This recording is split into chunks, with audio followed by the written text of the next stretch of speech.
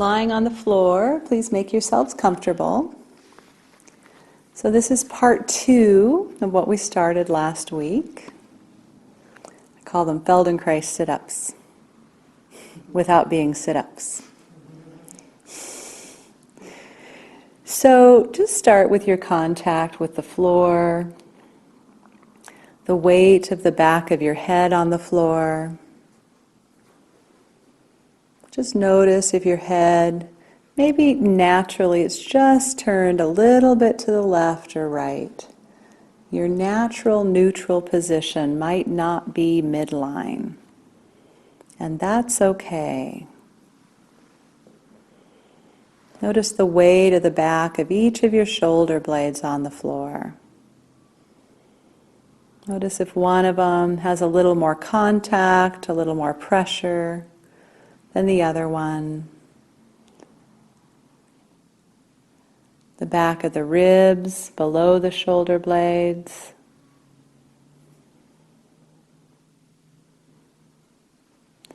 Noticing how the lower back maybe curves away from the floor a little bit, and the weight of the pelvis and buttocks on the right and on the left.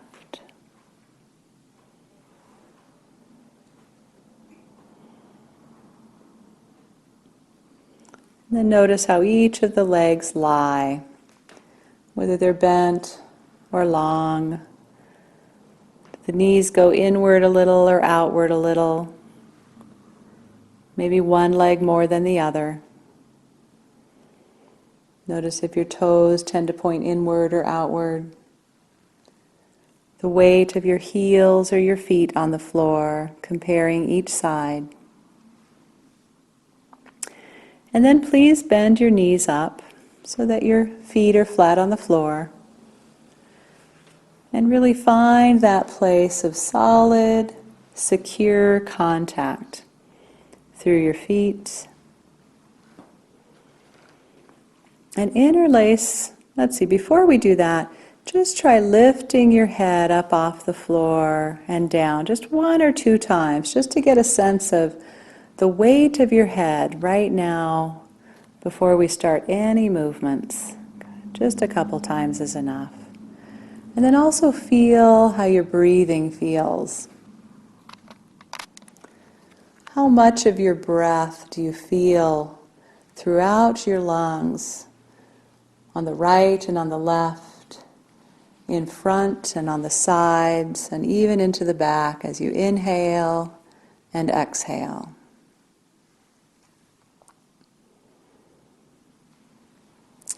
And then go ahead and interlace your fingers.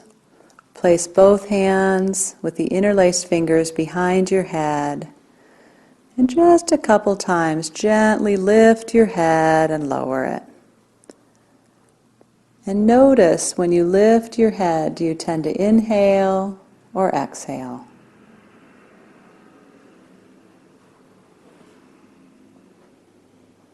Notice how much lifts. Is it just your head? Do you feel any movement into your upper back? And is there a sense of folding in front of you? So as you lift your head, do the ribs in front of you soften and fold? Or don't they? Maybe you can feel some of them softening and folding, and maybe you feel that others kind of resist you or hold you back. And then just let your head rest. Keeping in mind that, especially with a lesson like this, less is more. Lift less. Flink if that's best for you, where you're just sort of thinking about moving and you're feeling just the initiation of the movement without maybe fully lifting your head, because we don't want to create any additional strain. But the nervous system can pick up on those very small, subtle intentions as if you were actually doing it. And then bring your left hand behind your right knee. So it's kind of underneath in the crease of the right knee with your left hand.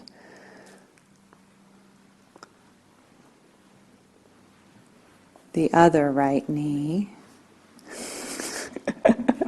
There's always somebody, isn't there?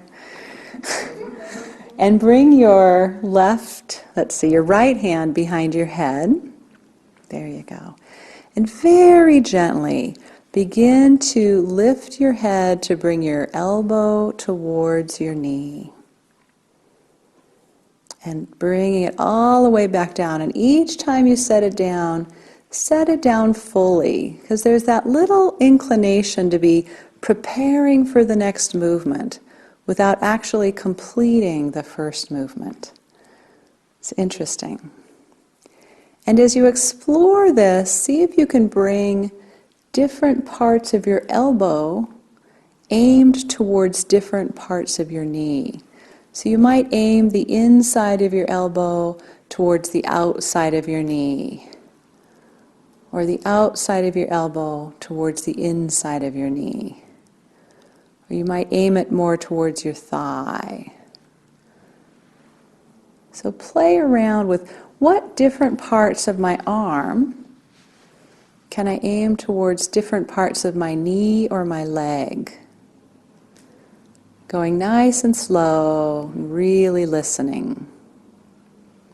Feeling the folding of your ribs. Listening to the rhythm of your breath. What if you were to imagine bringing your armpit towards your knee? Just playing with it. You're not really going to touch your knee to your armpit. There's one person in this room who might, but she knows who she is.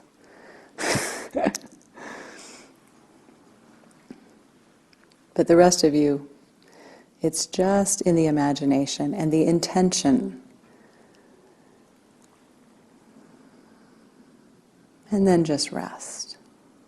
Let your knee down, let your arm down. And just with those first few movements, just feel if that's shifted how you experience the right and left sides of your body. Maybe how your right and left shoulders are resting feels different. Or your right and left legs.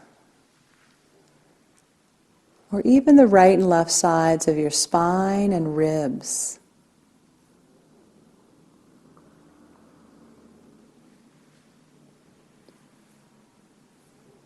And then bring your right hand under your left knee and your left hand behind your head. And continue the experiment on this side. Bringing first, just feeling what's it like to just point my elbow towards my knee. Intending it that direction. Now make sure your hand is behind your head and not your neck. If you're able to. And it's okay, again, just to imagine, what if I could do this movement? If you have a restriction in your hip or in your shoulder. And then begin playing, just playfully coming up with as many different varieties and variations. Feeling how many different ways can I fold my ribs? Can I use my breath? You know, when we're children, we just play like this, right? If we were to invite a child, 10 years or younger, to come up with as many ways as they could to bring their elbow to their knee, you know, they might roll on their side, right? Who knows what they would do? In fact, my boys have started watching, I'm not sure what it's called, maybe something like Brain Games or something, and they showed adults this picture and asked them, how many different things do you think this could be? And it was kind of an abstract lines and circles. And the adults came up with 2 or 3. Then they asked children. And they came up with so many different things that these lines and circles could be. So why do we lose that creativity? In our thinking, in our bodies, right? And then just let it go and rest. Letting your arms down. Either leave your knees bent, or if you're able to, let them down long. Just experience what effects have these movements had on your body, on how you allow the floor to support you,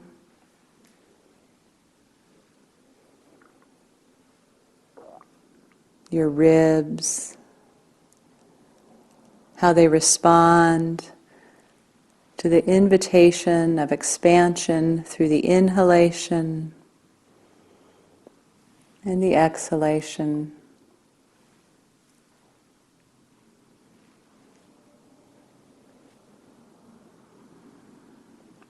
And then please bend your knees up again and bring your right knee over your chest and hold behind it with your left hand. And bring your right hand behind your head. And this time, begin to raise your head and point your nose towards your knee. And then maybe your forehead towards your knee. How does that little shift in trajectory change the movement? What if it was your chin towards your knee? Or maybe your right ear towards your knee. So again, playing how many different parts of your face, your left ear, or your eyebrows. What if you were to imagine the top of your head coming towards your knee?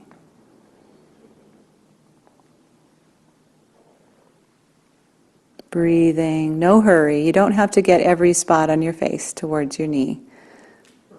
Just gently a few of them with attention and intention.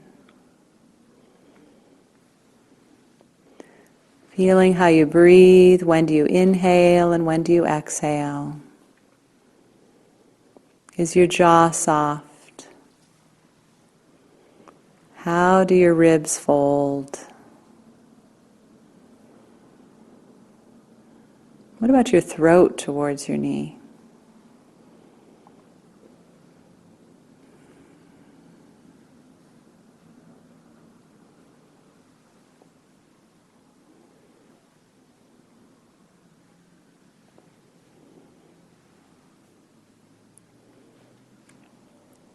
What if you were bringing your nose towards your knee and instead of aiming your eyeballs at your knee, you tried to look up at your eyebrows, so you kind of take your eyes in the opposite direction.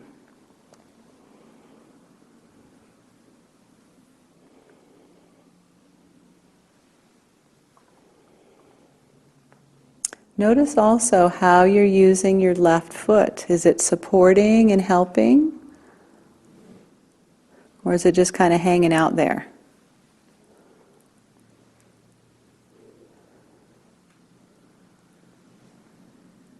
And if you start to get fatigued or tired, let yourself rest. And why doesn't everybody just let your leg down, let your arm down?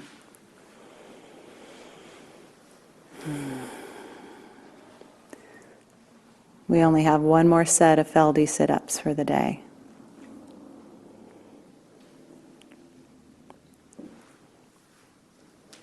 Feldenkrais trunk organization.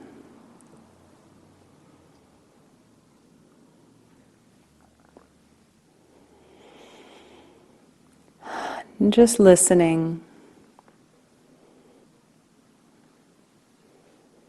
Sometimes listening to see if the next set of movements is what's really going to be best for your body, or if you've experienced enough for today. Learning to listen and modify and moderate, and sometimes just stop is such a key aspect of taking care of oneself, particularly when one experiences a lot of pain, persistent pain. The pushing, pushing, pushing, doing, doing, doing most people eventually learn does not really get them anywhere in the end. And again, please bend your knees up. Bring your right hand behind your left knee and your left hand behind your head. And again, begin exploring, bringing different parts of your face towards your knee. Notice if you're using your right foot. Notice if your breath is free and easy. Notice also, do you fully complete the movement, lowering your head, lowering your knee, before really thinking about what's the next part of my head or face that I'm going to draw towards my knee. It's kind of interesting to notice, at least for some of us. I tend to have a very busy planning mind, so I've probably thought out the next 3 places on my head and face that I'm going to bring towards my knee while still being on the first or second place. And then just bringing yourself back to the sensations in the body. One of my teachers, Russell Delman, will always say, the body is in the present moment. So when the mind is thinking, just to come back to some sensation, any sensation. Weight on the ground, how the breath moves the abdomen or the ribs. Any sensation will bring us back.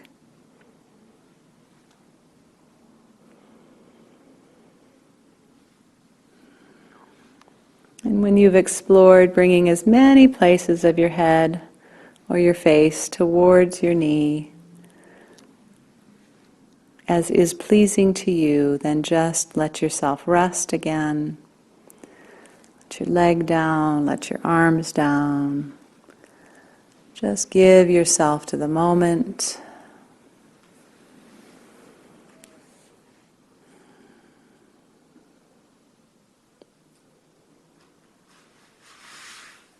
Feel how the lungs expand now, how the ribs respond to the inhalation, the lungs filling with air.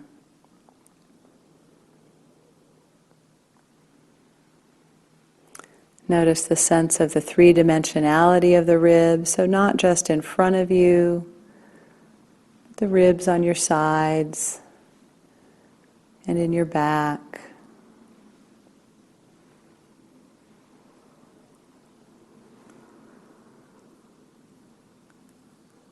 And bend your knees up one last time. And just lift your head 1 or 2 times to see if there's been any changes in the experience of effort or weight as you lift your head. Has any change of organization allowed your head to feel a little lighter?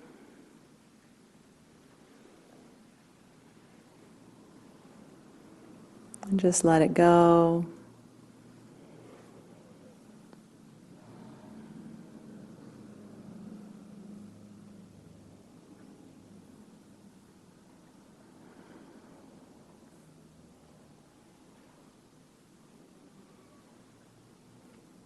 And then take your time to roll onto your sides and come up to sitting and standing and experience any shifts or changes that you can in standing and walking. And enjoy your new ribs. Thank you.